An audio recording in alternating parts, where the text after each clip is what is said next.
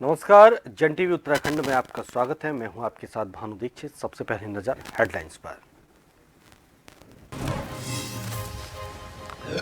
Uttarkashi tunnel में drilling शुरू, 12 metre की खुदाई बची, मजदूरों के लिए 41 बेड का हॉस्पिटल बना। सीएम धामी और केंद्रीय मंत्री वीके सिंह भी पहुंचे, चंद कदम पर दूर। उत्तराखंड के रुद्रपुर में समिट के लिए उद्योगपतियों के साथ सम्मेलन, सीएम धामी ने की शिरकत। कहा उधम सिंह नगर के लिए 4,312 करोड़ का हुआ MOU। उत्तराखंड मंत्री महाराज पर PCC ने उठाए सवाल। कहा योजनाओं का शिलान्यास मुख्यमंत्री से करवाना था, लेकिन कर दिया। मंत्री महाराज ने शासन के निर्देश को दिखाया आईना। सीएम धामी द्वारा 30 नवंबर तक गड्ढा मुक्त करने के आदेश के बाद प्रशासन सतर्क। PWD सचिव ने कहा 80% कार्य हुआ पूरा, शेष कार्य है जारी।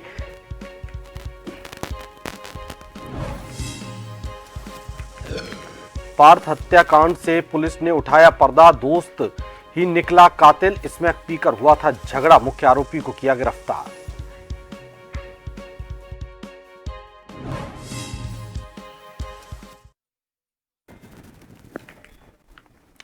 और खबरें विस्तार से। प्रधानमंत्री नरेंद्र मोदी ने सीएम धामी से बात। सिलक्यारा में चल रहे रेस्क्यू ऑपरेशन की उन्होंने जानकारी ली। सीएम ने राहत एवं बचाव कार्यों से प्रधानमंत्री को अवगत करवाया। अब तक प्रधानमंत्री मोदी 5 बार सीएम धामी से बात कर चुके हैं। मजदूरों को बाहर निकालने के लिए ऑपरेशन जारी है।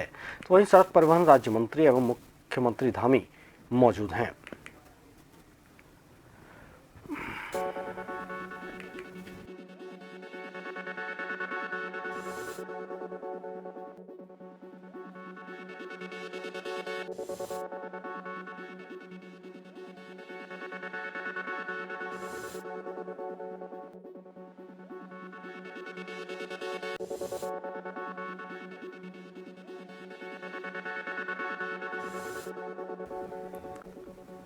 सिलक्यारा टनल में फंसे 41 मजदूरों को सुरक्षित बाहर निकालने के लिए ऑपरेशन युद्ध स्तर पर जारी है। टनल में सड़क परिवहन राज्य मंत्री वीके सिंह और सीएम धामी मौजूद हैं। टनल में आखिरी पाइप की ड्रिलिंग जारी है और एक पाइप इसके बाद सुरक्षा की दृष्टि से ड्रिल किया जाएगा, ताकि अगर पाइप कहीं से मुड़ा हो या हो तो उसे काटा जा सके।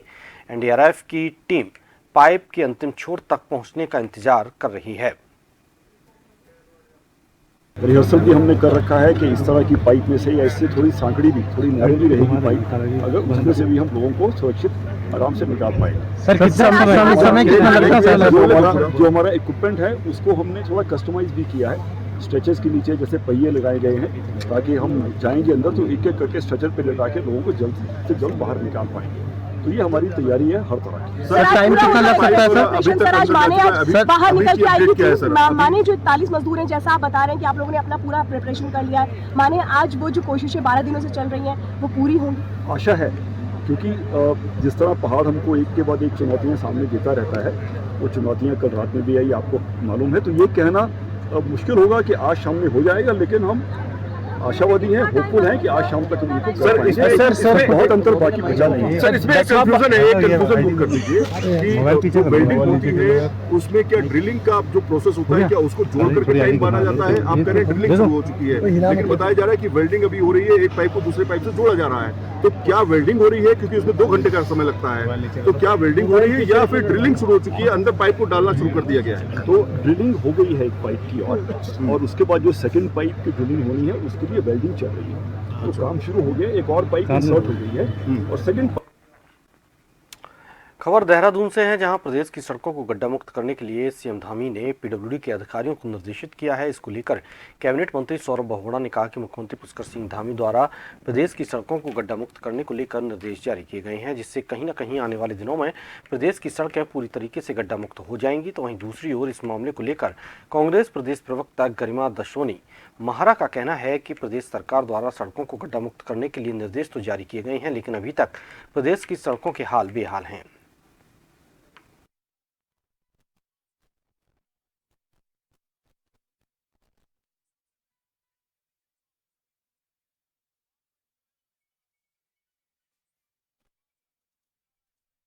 बहुत ही शर्म की बात है, पिछले 7 सालों से भाजपा सत्तारूढ़ है और ऐसे में उत्तराखंड की जनता ने बार बार त्राहिमाम किया सड़क के गड्ढों को लेकर। मुख्य विपक्षी दल के किसी नेता ने शायद सोशल मीडिया पर फेसबुक लाइव करके मुख्यमंत्री को और पूरी सरकार को, शासन प्रशासन को ऐसा नहीं हुआ कि आईना नहीं दिखाया। उन गड्ढों की वजह से जगह जगह पानी इकट्ठा हुआ और डेंगू का इतना बड़ा प्रकोप हमने यहाँ उत्तराखंड में पहली बार देखा। उसके अलावा इतनी बड़ी बड़ी सड़क दुर्घटनाएं हमने देखी जिसमें 15 से 20 लोगों की जानें गई, तब भी सरकार नहीं चेती।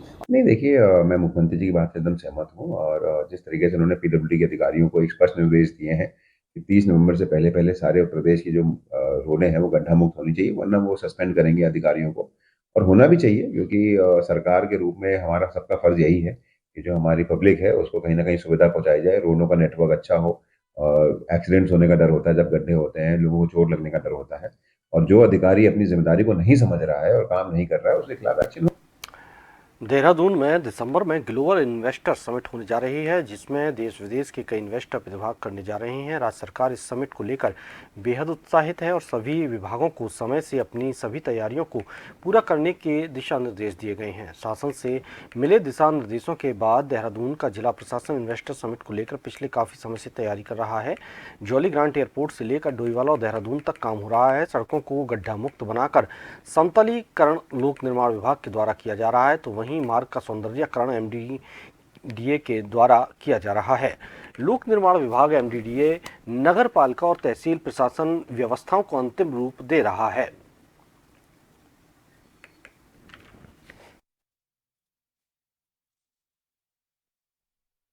ये एमडीडीए द्वारा इसका ब्यूटिफिकेशन किया जा रहा है एयरपोर्ट से लेकर भानीवाला तक, जिसमें तरह तरह के फ्लावर वाले पौधे और ग्रीन वगैरह लगाए गए। तो कब तक काम पूरा करने के आदेश दिए? ये हमें 8 तारीख तक से पहले काम पूरा करने का आदेश है। मुख्यमंत्री जी लगातार विदेशों में, देश में अनेकों क्षेत्रों में वो जाके अपने जितने भी इन्वेस्टर्स हैं उनसे आह्वान कर रहे हैं, निवेदन कर रहे हैं, विनती कर रहे हैं, मिल रहे हैं। और हमें खुशी इस बात की है कि 1.5 लाख करोड़ से ज़्यादा का अभी तक इन्वेस्टमेंट MOUs हो चुका है। स्वयं मैं भी अहमदाबाद गया था, वहाँ भी बहुत उत्साह मैंने उन इन्वेस्टर्स के अंदर देखा है। तैयारी के लिए आप देखिए लगातार हमारे इस क्षेत्र में तैयारी हो रही है। MDDA जो मेरा विभाग है उसके माध्यम से एयरपोर्ट से लेके देहरादून तक सड़कें मुकम्मल हो रही हैं। जगह जगह आप देखिए वॉल पे कितना सुंदर पेंटिंग हो रही है। हम लोग कोशिश कर रहे हैं देहरादून में जो हमारा स्मार्ट सिटी का काम है वो भी लगभग हम पूरा करने की ओर बढ़ रहे हैं। नई दिल्ली के प्रगति मैदान में भारत अंतर्राष्ट्रीय व्यापार मेले में उत्तराखंड दिवस समारोह पर नाट्यशाला और सांस्कृतिक संध्या का आयोजन किया गया। कैबिनेट मंत्री सौरभ बहुगुणा ने दीप जलाकर इसका शुभारंभ किया। बहुगुणा ने कहा कि मुझे प्रसन्नता है कि देवभूमि वासियों ने अपने अनुभव से देश विदेश में राज्य का मान बढ़ाया है। प्रधानमंत्री नरेंद्र मोदी ने राज्य को आगे बढ़ाने को लेकर जो सपना देखा है उसे साकार करने में हमें अपना योगदान देना चाहिए। पीएम के वोकल फॉर लोकल और वन प्रोडक्ट वन डिस्ट्रिक्ट आह्वान की चर्चा करते हुए कहा कि दूरस्थ दुर्गम क्षेत्रों से आई हमारी मातृशक्ति और युवा साथियों ने अपना स्टॉल लगाकर कौशल दिखाए। इस वर्ष उत्तराखंड पवेलियन में 36 स्टॉल लगाए गए हैं, जिनमें हरिद्वार, नैनीताल, अल्मोड़ा, देहरादून, उत्तरकाशी, चंपावत, चमोली, पौड़ी गढ़वाल और टिहरी गढ़वाल के हस्तशिल्प और हथकरघा के अलावा राज्य पर्यटन, खादी बोर्ड और औद्योगिक बोर्ड के भी स्टॉल मौजूद थे।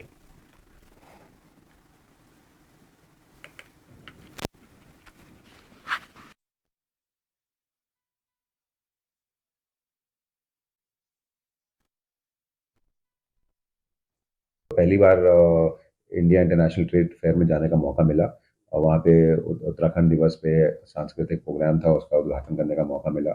और मैंने सारे स्टॉल्स पे जाके जितने भी हमारे उत्तराखंड के 13 जिलों से स्टॉल लगे थे सबसे मैं मिला। हमारी मातृशक्ति थे, युवा युवा भाई थे जिन्होंने स्टॉल लगाया था, कुछ बुजुर्ग लोग थे जिन्होंने स्टॉल लगाया था।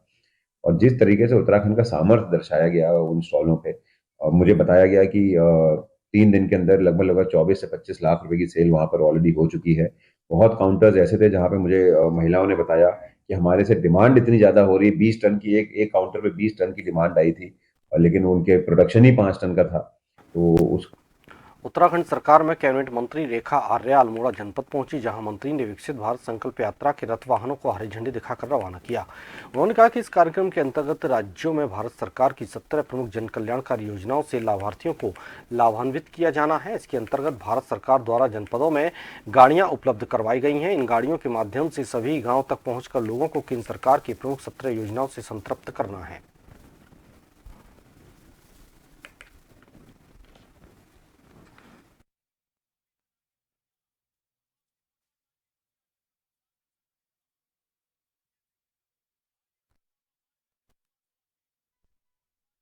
विकसित भारत के संकल्प के निमित्त एक रथ यात्रा को आज हरी झंडी दी गई है। जनपद अल्मोड़ा को ऐसी 29 रथ प्राप्त होने जा रहे हैं, जिसमें एक रथ प्राप्त हुआ है जिसकी शुरुआत आज कर दी गई है। विकसित भारत संकल्प यात्रा में अब तक में प्रधानमंत्री मोदी जी के द्वारा देश के गरीबों के लिए जितने कल्याणकारी योजनाएं बनाएगी, उनके द्वारा जो गारंटी दी गई, वो किस प्रकार से लोगों को अब तक में फायदा पहुंचाया है, उन तक वह बात पहुंचाना।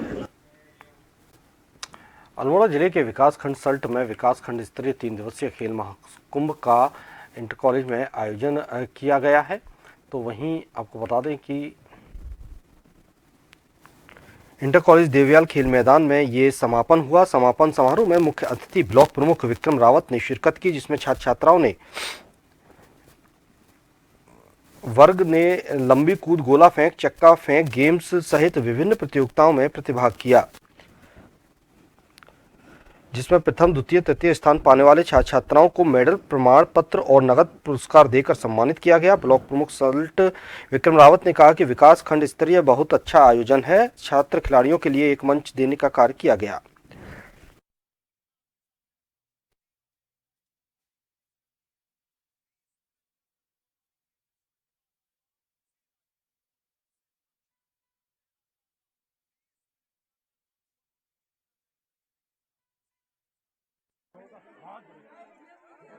प्रतिवर्ष यह आयोजन यहाँ होता है। हालांकि अभी भी ब्लॉक स्तर पर बहुत सारी असुविधाएं इन खिलाड़ियों के लिए हैं, लेकिन एक जनप्रतिनिधि होने के नाते, ब्लॉक प्रमुख होने के नाते हमारा यह निरंतर प्रयास है कि ये बच्चे आने वाले समय में इनको और बेहतर सुविधाएं इन प्रतियोगिताओं में मिलें, जिनसे कि यहाँ से एक अच्छा मंच इनको मिले। आगे अगर किसी को खेल में अपना भविष्य बनाना है, करियर के रूप में इसमें आगे बढ़ना है, तो उस तरह की सुविधाएं यहाँ भविष्य में हों, ऐसा हमारा निरंतर प्रयास। अंडर 14, अंडर 17 और अंडर 19 वर्ग की प्रतियोगिताएं हो रही हैं और दूर दूर से बच्चे आए हैं। सुविधाओं का जैसा प्रमुख जी ने भी कहा कि यहाँ थोड़ा अभाव है, लेकिन फिर भी प्रतियोगिताएं हो रही हैं। और जैसा कि प्रमुख जी ने कहा है कि अगले साल तक एक स्टेडियम तैयार हो जाएगा, तो ये बच्चों के लिए बहुत अच्छा होगा, प्रतिभा का निखार भी होगा। और मेरी सभी आयोजक जितने भी यहाँ हैं, उन सबको बहुत बहुत बधाई कि उन्होंने इतना बढ़िया प्रोग्राम यहाँ असुविधाओं के होते हुए भी किया। विकसित भारत संकल्प यात्रा के सफल आयोजन हेतु जनपद में तैयारियों की समीक्षा कलेक्ट्रेट परिसर में संयुक्त सचिव भारत सरकार राजेश सिंह ने अधिकारियों के साथ बैठक करके की। इस दौरान उन्होंने कहा कि अभियान लोगों को योजनाओं का लाभ देने के लिए महत्वपूर्ण यह अभियान है। इसमें सभी अधिकारियों को विशेष रुचि लेकर केंद्र सरकार की प्रमुख 17 योजनाओं से पात्र लोगों को लाभान्वित करना है। उन्होंने कहा जनपद पर बनी समितियां अपने अपने दायित्वों को बखूबी समझ लें।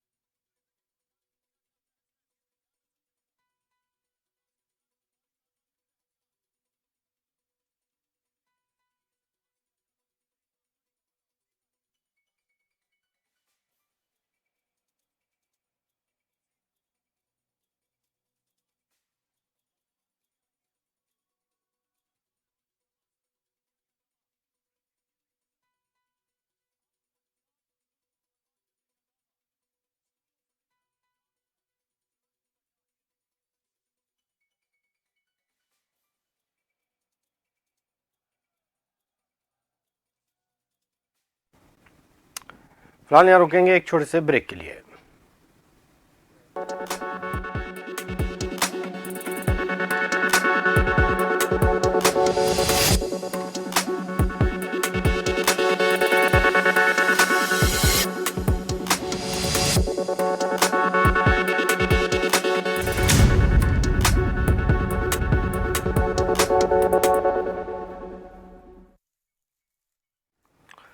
ब्रेक के बाद आपका स्वागत है। आगे बढ़ते हैं। रुड़की विधायक ने 40 लाख की लागत से बनी सड़क का उद्घाटन किया, जिससे लोगों को काफी राहत मिली। बता दें कि रामपुर से मछली बाजार की तरफ जाने वाली रोड पर काफी गड्ढे हैं, जिससे लोगों को काफी परेशानी का सामना करना पड़ रहा था। विधायक का कहना है कि काफी लंबे समय से लोगों की मांग थी कि यहाँ पर दोबारा सड़क का निर्माण करवाया जाए।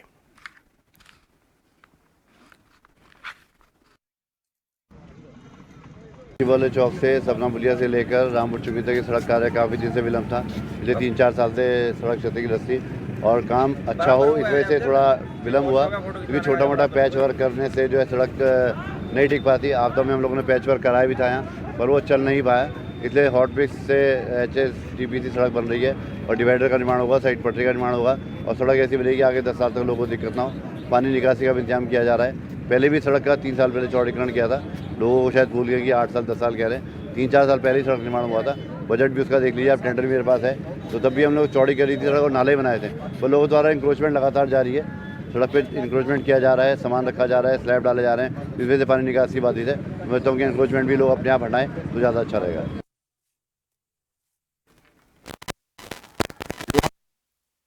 यातायात व्यवस्था को लेकर लोहाघाट के नव आगंतुक थानाध्यक्ष सुरेंद्र सिंह कोरंगा ने गुरुवार को नगर के व्यापारियों के साथ बैठकर उनके सुझाव मांगे।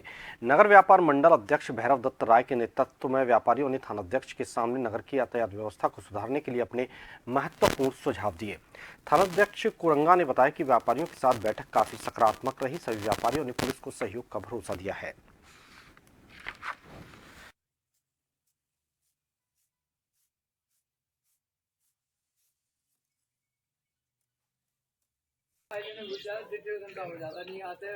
लोहाघाट शहर में यातायात व्यवस्था को सही करने के लिए मेरे द्वारा आज व्यापार मंडल के सदस्यों का, ट्रांसपोर्टर जो है आपके लोकल, उनको बुलाया गया। एक गोष्ठी रखी गई, गोष्ठी में समाधान निकालने का प्रयास किया गया। तो उसमें कुछ बिंदु हमारे डिसाइडेड हुए हैं कि शहर में ज्यादातर जो समस्याएं रहती हैं वो 2 पहिया वाहन रोड में खड़े होने की वजह से रहती है, जिसमें कुछ वाहन जो है आपके व्यापारियों के होते हैं और कुछ वाहन जो है आपके जो मार्केट में सामान लेने आए ग्राहक होते हैं उनकी होती है। तो उसमें कंट्रडिक्शन ये रहता है कि पहले ये था कि हमारी गाड़ी खड़ी रहे और व्यापारी जो कहते थे हमारी गाड़ी खड़ी रहे, और जो ग्राहक है उनकी गाड़ियां आती हैं और वो चली जाएंगी, वो खड़ी रहें। लेकिन वो उसमें थोड़ा पहचान पाना मुश्किल है कि कौन कब आया और कितनी देर से खड़ा है। तो यह डिसाइड हुआ कि कोई भी 2 पहिया वाहन शहर में खड़े नहीं होंगे, निर्धारित पार्किंग में वो खड़ी होंगे। उम्मीद पर ही दुनिया टिकी हुई है। हम भी नए एसओ साहब जो आए हैं उनका स्वागत करते हैं और आशा करते हैं कि ये अपनी कार्य कुशलता से जो है हमें इस ट्रैफिक व्यवस्था जो यहाँ पर चरमराई हुई है उससे निजात दिलाएंगे। हम सब व्यापारी ने इनसे यही निवेदन किया है कि जो मोटर स्टेशन में जो अव्यवस्थित तरीके से जो मोटरसाइकिलें लगी हैं उन्हें यथावत बनाने के लिए हमारे व्यापारियों के लिए एक स्थान दे दिया जाए। तो इन्होंने हमारी बात को माना है। तो बोहरा स्वीट हाउस के आगे जो विद्युत विभाग के पास जो कारें खड़ी रहती हैं उसको हटा करके ये हमें वहाँ पर हमारे व्यापारियों के लिए स्थान देंगे और बाकी जो अवशेष जो यात्रीगण आएंगे उनके लिए जो है मीट मंडी में ये पार्किंग की व्यवस्था की जा रही है। और गढ़मीरपुर रसूलपुर तेलीवाला मार्ग के जर्जर पुल का निरीक्षण करने पहुंचे PWD के अधिकारियों ने पुल के निचले और ऊपरी हिस्से की जांच की। इस समय जर्जर अवस्था में पहुंच चुके पुल के अधिकारियों ने आखिरी सुध ले ही ली। आपको बता दें कि इस समय पुल का निचला हिस्सा जर्जर हालत में है और पुल के ऊपर की सड़क भी कई जगह से धंसी हुई है। पुल की फिलहाल मरम्मत कराने के लिए रिपोर्ट तैयार की जा रही है और जल्द ही पुल का मरम्मत कार्य शुरू कर दिया जाएगा।